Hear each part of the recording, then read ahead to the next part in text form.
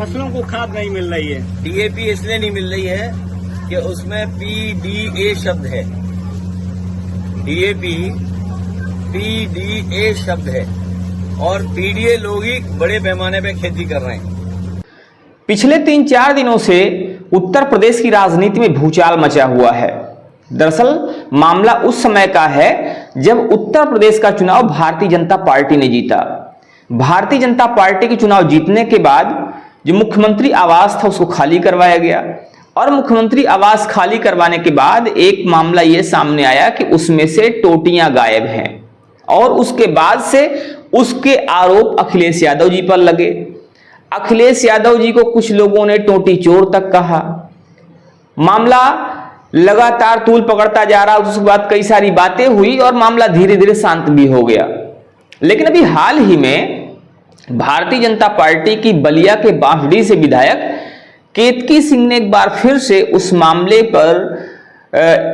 को उछालकर राजनीतिक सरगर्मियों को तेज कर दिया है। एक बार फिर से वो मामला इस समय गूंज रहा है। इस समय उस मामले को लेकर तरह तरह की बातें हो रही हैं और सामाजिक परिवेश अगर देखा जाए तो सामाजिक परिवेश भी कहीं ना कहीं छिन्न भिन्न भी हो रहा है। पहले एक काम करें, वो तो पूछते रहे कि बस कहाँ गई और ये कहाँ गई। पहले मैं पूछना चाहती हूँ अखिलेश यादव जी, ये बताएं कि जब मुख्यमंत्री आवास छोड़ा था तो टोटियां कहाँ चली गई थी? अभी तक टोटियां मिली नहीं है वापस, सरकारी टोटियां हैं। पहले अखिलेश यादव जी वो टोटियां वापस करा दें, उसके बाद वो जो वापस कराने की चालू कराने की बात करेंगे उस पर विचार किया जाएगा। हमारी सरकार हर डिपार्टमेंट में बेहतर काम कर रही है और कम से कम अयोध्या का नाम वो लोग तो ना लें जो लोग अयोध्या में 500 वर्ष बाद रामलला आए और उनके चरण छूने तक नहीं गए, उनको देखने तक नहीं गए कि उनके मुट्ठी भर वोट यहाँ से वहाँ सरक जाएगा। कम से कम ऐसे लोग तो अयोध्या की बात ना करें। मुझे लगता है उनका मुंह नहीं है इस बात। कारण क्या है कि जो अखिलेश यादव जी के समर्थक है वो उनके साथ में है और वहीं पर जो भारतीय जनता पार्टी के समर्थक हैं वो उनके साथ हैं। एक दूसरे पर आरोप प्रत्यारोप हो रहे हैं, लेकिन ये चीजें कहां तक सही हैं ये आपको सोचना है। क्या किसी भी मुख्यमंत्री पर, किसी भी पूर्व मुख्यमंत्री पर ऐसे आरोप लगाए जाने चाहिए? क्या राजनीतिक स्तर इतना नीचे गिरना चाहिए? इस पर विचार जरूर करने की जरूरत है, क्योंकि ये मामले एक लंबा और दूरगामी प्रभाव डालते हैं। हम किसी पार्टी का समर्थन या विरोध नहीं करते, लेकिन किसी भी तरह से मर्यादा खिलाफ जाकर टिप्पणियां नहीं की जानी चाहिए। केतकी सिंह के बयान के बाद से मामला लगातार तूल पकड़ता हुआ दिखाई दे रहा है। लगातार इस मामले में बातें हो रही हैं, यहां तक कि अखिलेश यादव जी ने भी इस मामले को लेकर कई बार अपनी प्रतिक्रिया दी है। जिस दिन ये मामला उठा उसके बाद पत्रकारों से वार्ता करते हुए अखिलेश यादव जी ने कहा कि पहले भी एक न्यूज़पेपर वाले ने स्टिंग ऑपरेशन किया है और उन्होंने उसके बाद एक आईएएस अधिकारी का भी नाम लिया। उन्होंने कहा कि अवनीश अवस्थी, और उन्होंने एक अन्य नाम भी लिया है। तो उन्होंने कहा कि मैं भूल नहीं सकता। अब इसका मतलब क्या है, भूल नहीं सकता का मतलब क्या है वो तो हम नहीं बता सकते, लेकिन उन्होंने उस आईएएस अधिकारी का नाम लिया है और कहीं ना कहीं अखिलेश यादव जी की नजर में वो आईएएस अधिकारी जिनका उन्होंने नाम लिया है वो दोषी हैं। नहीं भूल सकता हूं, मैंने आपको कई बार कहा और फिर कहता हूं मैं, टोटी चोरी वाला मामला एक अखबार ने स्टिंग ऑपरेशन किया था, याद करिए आप। एक पत्रकार ने पूरी जानकारी हासिल की थी और उसने कहा था कि आईएएस एक अवनीश अवस्थी है। अवनीश अवस्थी आईएएस एक, और एक अधिकारी भाग्या ओएसडी कौशिक, वो डस्टबिन जितना है, हाइट डस्टबिन जितनी है। अगर बड़ा डस्टबिन कहीं शहर में देखा होगा आपने, उतनी जितनी हाइट है उसकी। ये तो किसने बताया था? एक प्रतिष्ठित अखबार के स्टिंग ऑपरेशन में हमें जानकारी मिली है। तो ये बात हम लोग भूलने वाले नहीं है। ये सरकार भी जान ले और सरकार चलाने वाले जान ले। आपको जब अखिलेश यादव जी को टोटी से जोड़ा गया, टोटी की चोरी से जोड़ा गया, तो उत्तराखंड के निर्दलीय विधायक उमेश कुमार ने अपनी बातें रखी, उन्होंने अपनी भावनाएं रखी और उन्होंने कहा कि ये जो राजनीति का स्तर है ये बहुत ही गंदा है और राजनीति का स्तर यहां तक नहीं गिराना चाहिए।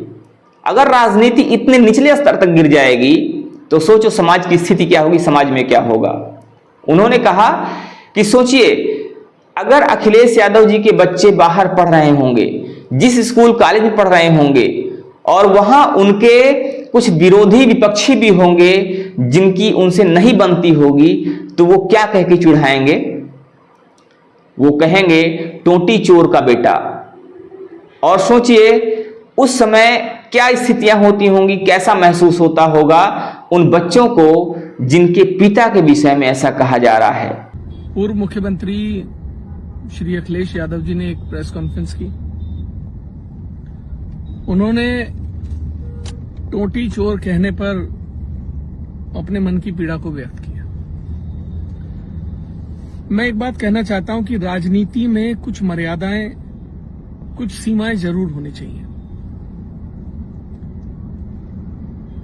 आप अखिलेश यादव को टोटी चोर कहते हैं, ठीक है, आपका राजनीतिक स्तर गिरा हुआ हो सकता है, आपकी सोच घटिया हो सकती है, आपकी मानसिकता गलत हो सकती है, लेकिन कभी आप लोगों ने इस बारे में सोचा कि अखिलेश यादव जी के बच्चे जो स्कूल में, कॉलेज में पढ़ रहे होंगे, उनसे जो बच्चे द्वेष रखते होंगे या जो आपस में मनमुटाव हो जाता है, तो वो बच्चे क्या कहते होंगे उन्हें? टोटी चोर का बेटा, यही कहते होंगे ना। शर्म आनी चाहिए आप लोगों को, डूब मरना चाहिए आप लोगों को ऐसी घटिया राजनीति करते हुए। तो वास्तव में राजनीति का स्तर ऐसा नहीं होना चाहिए, राजनीति का स्तर इतना नहीं गिराया जाना चाहिए। अखिलेश यादव जी ने एक और मामले को उठाया। उन्होंने अभी हाल ही में अपने गाड़ियों के चालान को लेकर भी बातें की। उन्होंने कहा कि मेरी गाड़ियों का चालान किया जा रहा है, जिसमें कि 8 लाख रुपए उनकी सरकारी गाड़ियों के चालान ओवर स्पीडिंग की वजह से काटे गए। तो अखिलेश यादव जी कहीं ना कहीं अब इस मामले को जोड़ते हुए दिखाई दे रहे हैं राजनीति से, कि राजनीति की वजह से उनके चालान काटे जा रहे हैं, राजनीति की वजह से उनके ऊपर इस तरह के आरोप लगाए जा रहे हैं कि हम ओवर स्पीडिंग कर रहे हैं। खैर, हम उस चालान को भर देंगे, ऐसा उन्होंने कहा है। अभी कल ही हमें चालान मिले, हमें अपनी गाड़ी के। तुम्हारा कितना चालान हुआ है? 20,000 की चालान है। और बस हमारे सोचो कितना चालान होगा, बताओ है कितना हुआ चालान? तो मैंने अभी बता रहे हैं क्या हुआ कि कल मेरे पास कागज आए कि इतना चालान है, आपको देना है। तो मैंने पलट के कागज भी नहीं देखा, और इसलिए नहीं देखा कि सरकार ने चालान किया है, उनके पास कैमरा होगा और उनके कैमरे में हमारी गाड़ी आई हुई होगी। तो हमने कहा ठीक है, स्वीकार चालान जितना है। चालान जो हमें देना है अपनी गाड़ियों का, सरकारी गाड़ियां जो हमारी ओवर स्पीडिंग की हैं एक्सप्रेस वे पर, 8 लाख रुपए का है। 8 लाख रुपए देने आओ। मैंने कल ही कह दिया कि दे दो इनको। अब इसके बैकग्राउंड में कहानी ये है, होगी जो कहानी होगी, जो हाँ लखनऊ आगरा में जो सिस्टम को चला रहा होगा वो बीजेपी का नेता होगा। जो कैमरा या जो सिस्टम चला रहा है वो पक्का बीजेपी का होगा। मैं वो ट्रेस करूंगा कि वो बीजेपी का है कि किसका, जानबूझ के हमारी गाड़ियों का चालान कटवा रहा है। नहीं, पूरे काफिले का है। मैं कहो तो अगर कहो ऑफिस मंगाओ, जरा चालान के कागज मंगाओ, तो बताओ इस बेचारा गरीब आदमी है। हम तो चलो इंस्टीट्यूशन से दे देंगे, पॉलिटिकल पार्टी का है, चलो हम तो पार्टी कार्यालय से देंगे क्योंकि पार्टी से कोई चालान हुए, गाड़ियां पार्टी के नाम पर हैं। क्योंकि सरकार की जो गाड़ियां हैं वो ऐसी चल ही नहीं सकते, उसमें जो दी थी हमें। तो क्या वास्तव में चालान का संबंध ओवर स्पीडिंग से है? या चालान का संबंध राजनीति से है? क्या अखिलेश यादव जी की गाड़ियों के चालान इस वजह से काटे गए कि वो भारतीय जनता पार्टी की विपक्षी पार्टी के हैं, या भारतीय जनता पार्टी ने उनके चालान कटवाए, या फिर कोई अन्य कारण है, या एक्चुअल कारण वही है कि उन्होंने ओवर स्पीडिंग की, उनकी गाड़ियों ने ओवर स्पीडिंग की और इसीलिए उनकी गाड़ियों के चालान काटे गए? जनता जनार्दन होती है, जनता की राय सब कुछ होती है और इसीलिए यहां पर भी जनता की राय ही सर्वमान्य है। इसीलिए हम आपसे जानना चाहते हैं कि क्या वास्तव में यहां पर राजनीति की जा रही है, राजनीति हो रही है और राजनीति की वजह से एक दूसरे के ऊपर आरोप प्रत्यारोप किए जा रहे हैं? क्या राजनीति की वजह से ये जो चालान काटने की बात है वो वास्तव में राजनीति की वजह से है या वो एक सामान्य प्रक्रिया है? इसमें आरोप प्रत्यारोप लगातार जारी हैं। अखिलेश यादव जी ने एक बात का जिक्र भी हाल ही के उन्होंने अपने भाषण में और कही, अपने बयान में और कही। उन्होंने कहा कि लोगों को डीएपी नहीं मिल रही है क्योंकि डीएपी में पीडीए है और ज्यादातर लोग जो किसानी करने वाले हैं वो पीडीए से जुड़े हुए लोग हैं। अब क्या अखिलेश यादव जी का ये बयान उचित है? क्या राजनीति का स्तर इतना गिराना चाहिए कि आप समाज में खाई पैदा करने का काम करने लगे? अब किसानों को भी बांटने का काम यहां पर किया जा रहा है। तो आपके हिसाब से क्या है कि क्या जो किसानी करने वाले हैं, खेती करने वाले लोग हैं, क्या वो सिर्फ पीडीए के लोग होते हैं या उसमें हर वर्ग के लोग होते हैं? अखिलेश यादव जी हर जगह पीडीए को जोड़ के क्या समाज को बांटने का काम कर रहे हैं? क्या वो वोट बैंक के लिए, अपने वोट के लिए, अपने वोट को बढ़ाने के लिए कहीं भी पीडीए चिपका दे रहे हैं? किसी भी जगह को, किसी भी चीज को पीडीए से जोड़ दे रहे हैं? और ये कहां तक उचित है? देखिए अखिलेश यादव जी का बयान। फसलों को खाद नहीं मिल रही है। डीएपी इसलिए नहीं मिल रही है कि उसमें पीडीए शब्द है। डीएपी पीडीए शब्द है और पीडीए लोग ही बड़े पैमाने पे खेती कर रहे हैं। गांव गरीब कौन है? जहां हम और आप खड़े हैं, इस गांव में कौन खेती कर रहा है या किस घर परिवार के बीच में खड़े हैं? तो ये तमाम वो लोग हैं जो मेहनत कर करके कमा रहे हैं और सरकार के पास खाद नहीं, यूरिया नहीं, डीएपी नहीं और कीटनाशक दवाइयां महंगी हैं। और जब फसल तैयार हो जाएगी तो कोई उसको कीमत नहीं मिलेगी और बाढ़ से जो नुकसान हुआ उसकी भरपाई नहीं हुई है। इस सरकार के रहते रहते किसानों की आय दोगुनी नहीं होगी, किसानों की जेब से ये सरकार पैसा निकाल लेगी। आपके द्वारा बताया तो क्या खाद का मिलना या ना मिलना पीडीए की वजह से है या खाद की बढ़ती मांग, खाद की किल्लत उसके कंजम्पशन की वजह से है, उसके जो उसकी खपत है, खपत की वजह से है? उत्पादन कम होना और खपत ज्यादा होना किसी भी चीज की किल्लत को बढ़ा सकती है। जिस वर्ष खेतों में गेहूं कम पैदा होगा और खेतों में गेहूं कम पैदा होने के बावजूद डिमांड बनी रहेगी या डिमांड बढ़ जाएगी, बहुत सीधी सी बात है कि उस वर्ष गेहूं की किल्लत समाज में होना, लोगों के बीच में होना, बाजार में होना स्वाभाविक है और उस साल उसकी कीमत भी आसमान को छू रही होगी। तो अखिलेश यादव का किसानों को पीडीए से जोड़ना या ये जो भी खाद की किल्लत है उसको पीडीए से जोड़ देना, पीडीए से खाद को जोड़ देना, ये कहां तक उचित है? इसको भी आप जरूर बताइएगा। अब आते हैं 2027 पे। 2027 का चुनाव भी धीरे धीरे आगे बढ़ रहा है। यह कहा जाए कि लगभग 1 से 1.5 साल का समय है इस चुनाव के लिए और सभी पार्टियां अपनी अपनी कमर कस चुके हैं।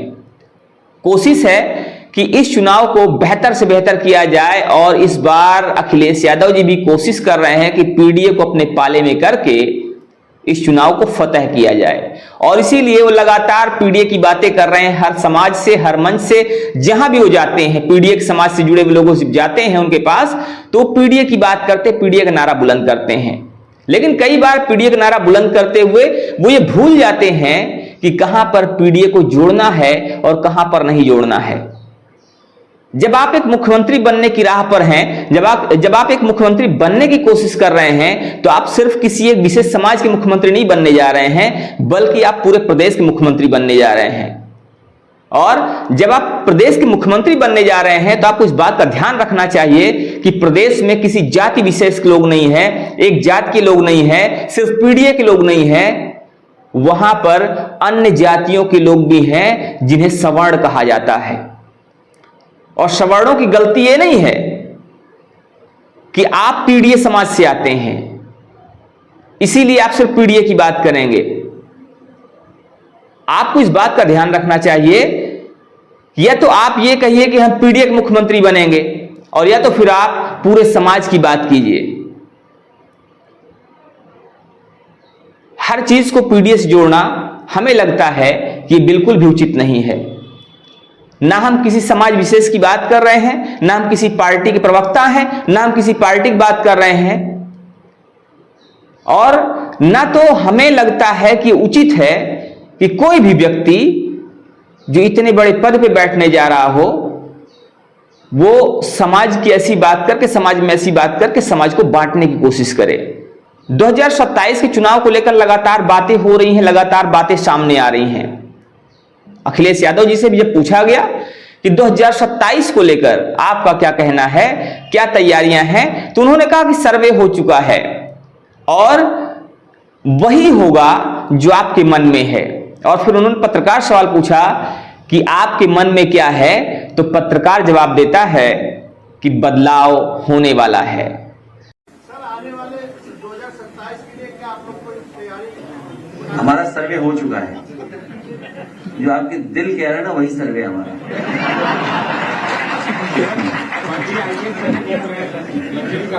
दिल क्या कह रहा है? क्या कह रहा है? हाँ देखिए आप।